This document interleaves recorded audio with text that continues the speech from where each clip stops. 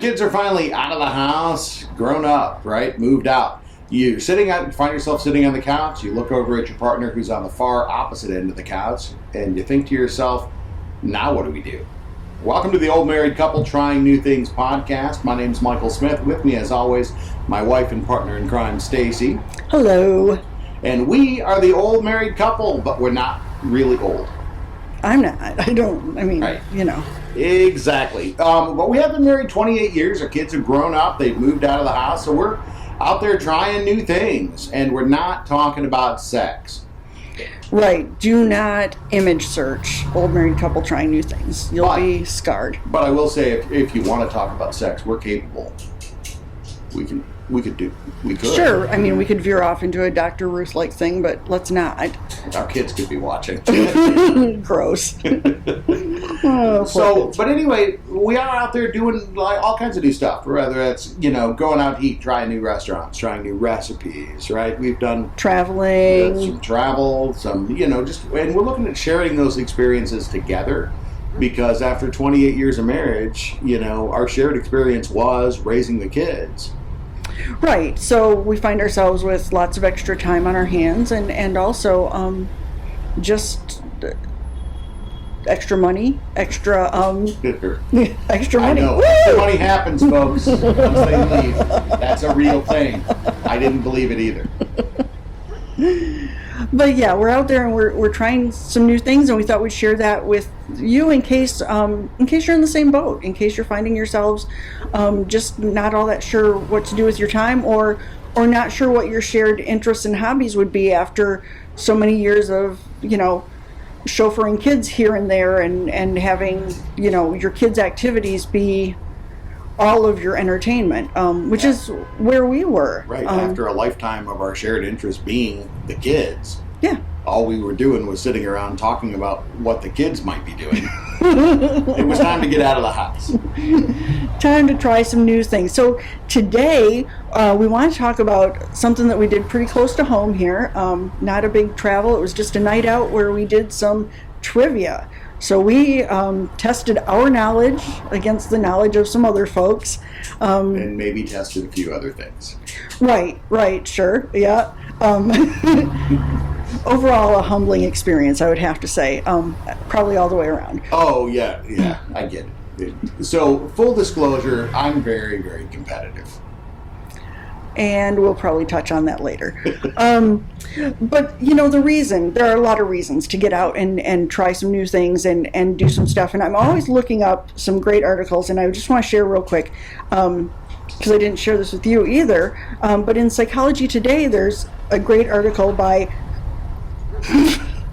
Doctor, and I can't say his last name. Let me see. Oh, yeah, Alex Lickerman. So, Dr. Lickerman. I'm like a 12-year-old. My apologies. Dr. Lickerman. Anyway, the first thing he says, which I think is great, is, my wife and I are similar in a number of ways, but we're completely opposite in how we feel about trying new things. I resist and often fear it, while she positively craves it. And that struck me because in terms of trying new things, I'm always very willing to go out and try it. Within reason. I have a terrible fear of heights, so I won't do that. But it always sounds like a great idea to me, and then I'm more likely to chicken out. Whereas with Mike, he will resist. I'm very happy doing exactly what I know. But once we're doing it, he's all in on trying something new once we get there and we're doing it. So that's so I would say that is to your credit. That's very cool that you do that. It is and it isn't. So, what that really boils down to is I try to live my life 100% in the moment where I am. Sure. So if I'm doing something new, I'm doing it. But that also means that I don't think about things like upcoming bill payments, and I don't have a schedule to my life because I'm 100% right where I am. Right. So. But I'm the opposite, so it works. But in this article, he also talks about some great benefits to trying new things, and I just want to touch on those real quick. Trying something new often requires a little bit of courage, and I think that when we do try something new, when we get out there and do it, I know for myself, I always feel a little bit proud of myself that I got out there and gave it a try, even if it's a disaster. Like trivia night. Right, that's kind of how I feel about trivia night. But I'm proud that I did it. So there we go. Trying something new opens up the possibility for you to enjoy something new, and certainly that is 100% true. We've definitely found new stuff that I didn't think was going to be enjoyable. Yeah. Well, even like dinner last night. We went out to dinner. Right. I tried something very new. Yeah, a new dish. Yeah.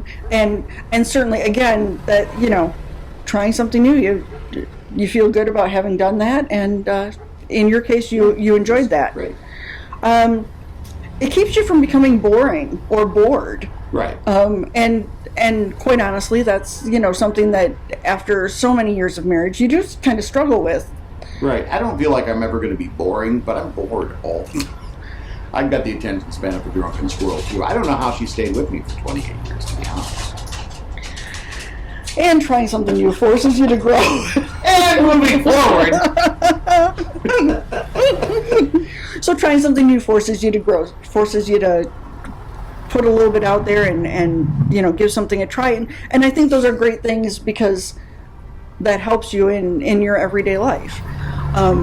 Before we really get into the nuts and bolts of our trivia experience, I do want to say, since you brought up dinner last night, when you're going out locally and giving something new a try, if your community has a restaurant week or a restaurant month, right now here in New Orleans, it's what they call culinary, which the entire month of August, just a ton of restaurants have set menus for a set price, and it's 3 or 4 courses for a set price, and it's a great way to try something new. New restaurants, new recipes you wouldn't have thought of. Yeah.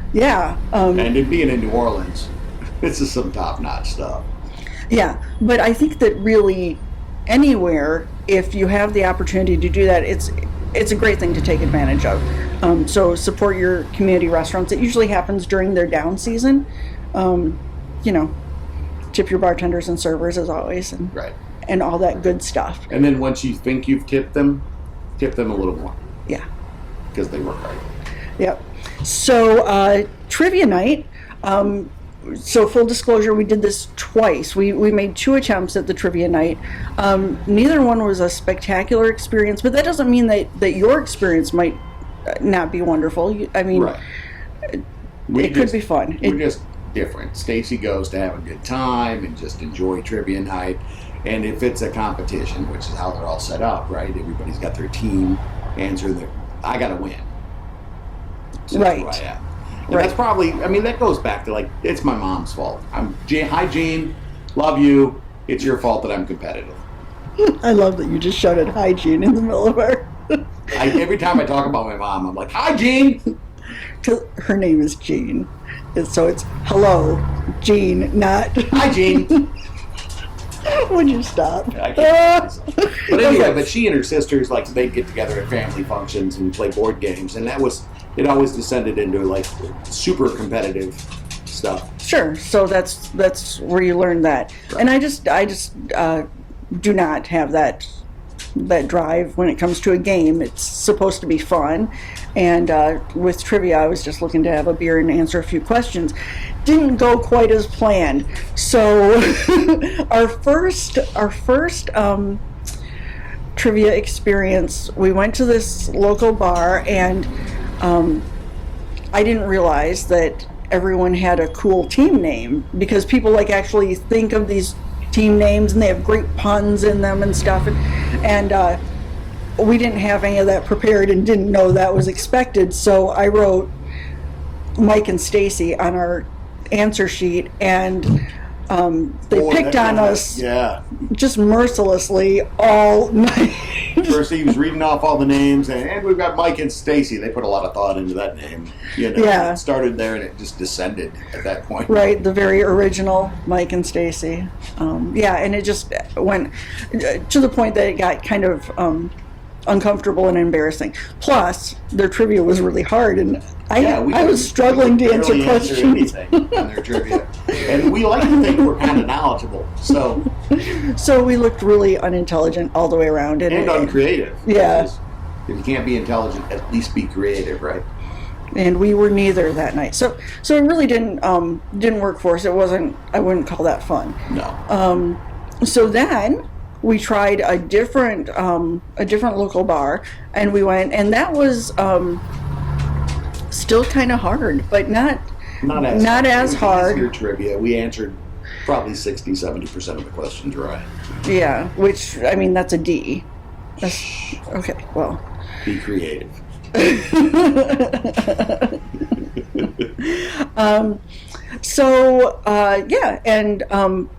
They apparently have some regulars who go and are quite competitive as well, and that to me was interesting. They're cheering and high-fiving over there at the table. And I'm just trying to eat a pretzel and drink some beer.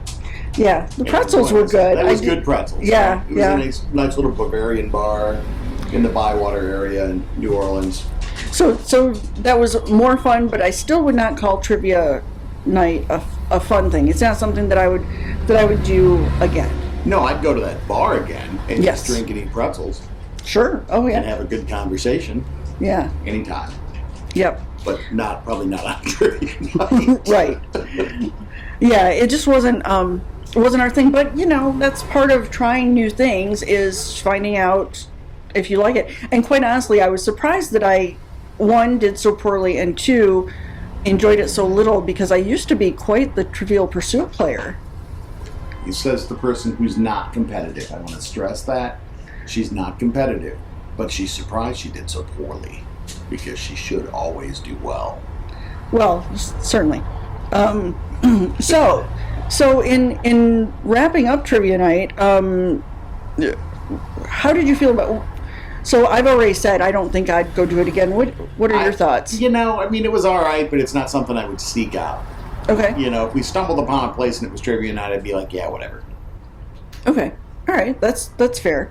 Do you feel like it enhanced our relationship, or you learned something new? I feel like anytime it's something that I can potentially see as competitive, it does not enhance our relationship.